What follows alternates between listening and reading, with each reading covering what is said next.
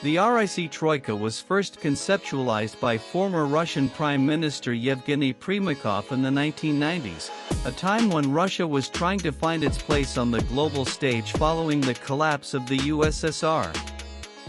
In the early 2000s, it was institutionalized. Prime Minister Narendra Modi arrived in China on Saturday for his first visit to the country after 7 years.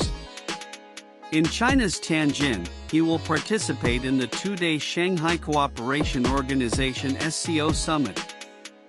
Apart from this, he met Chinese President Xi Jinping and will also be meeting Russian leader Vladimir Putin. The Prime Minister's visit is crucial as it comes at a time when New Delhi is facing constant pressure from the United States-US for buying Russian crude. The Trump administration has also imposed 50% tariffs on India for this and has been constantly criticizing New Delhi for fueling the war in Ukraine that began in February 2022. However, the move doesn't seem to work for the US, as India has vowed to protect its national interests at all costs. Besides, the move to impose 50% tariffs seems to have pushed India and China closer, with the latter also criticizing the US for its recent trade policies. With India and China improving ties between them, and considering that the two countries are already closer to Russia, it could potentially lead to the revival of the RIC troika: Russia, India, and China.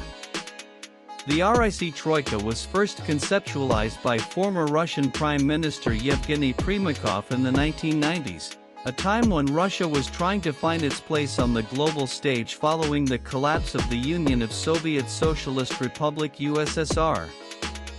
In the early 2000s, it was institutionalized, and it has held around 20 ministerial-level consultations since then.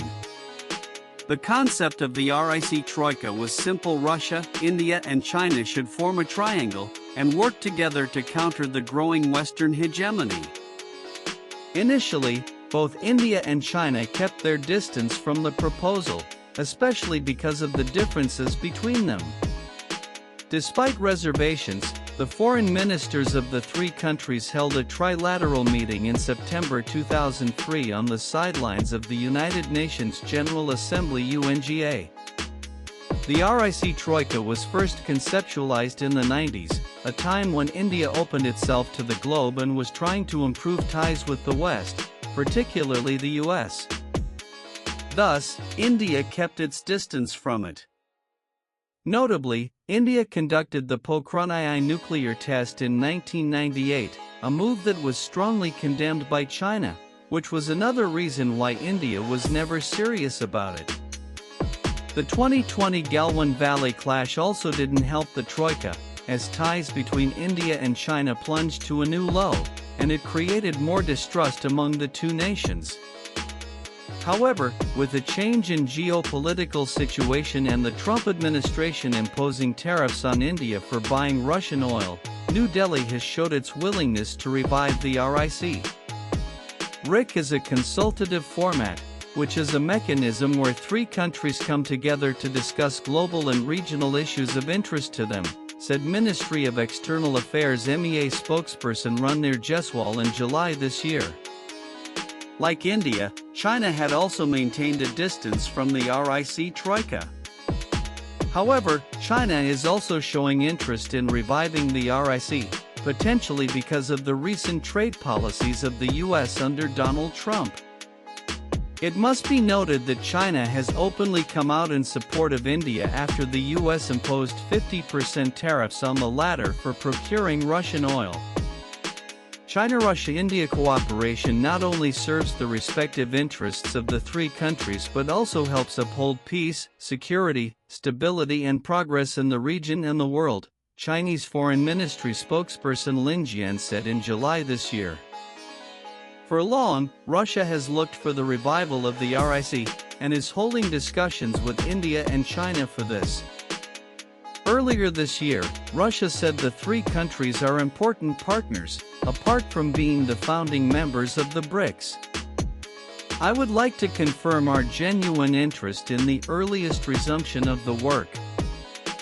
within the format of the troika, Russia, India, China, which was established many years ago on the initiative of Yevgeny Primakov and which has organized meetings more than 20 times at the ministerial level. Now that, as I understand, an understanding has been reached between India and China on how to calm the situation on the border, it seems to me that the time has come to revive this RIC troika, said Russian Foreign Minister Sergei Lavrov in May. Russia, India and China account for $53.9 trillion in global GDP (PPP), which is around 33% of the world's total output. The export of the three countries tops $5 trillion, with $4.7 trillion in foreign reserves, according to a report by the Economic Times. All of them are also nuclear-powered, and they have always pushed for a multipolar world, opposing unilateralism. Their combined military spending stands at $549 billion, and they also consume 35% of the total global energy. However, experts feel there is still time for the RIC to redraw the global order. Writing for the Observer Research Foundation (ORF), regional expert Alexei Zakharov said there are still differences between the three nations that have hindered the consensus required for joint statements.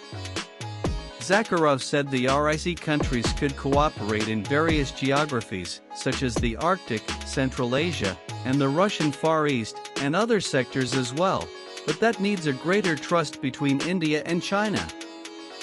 All of these factors indicate the low feasibility of R.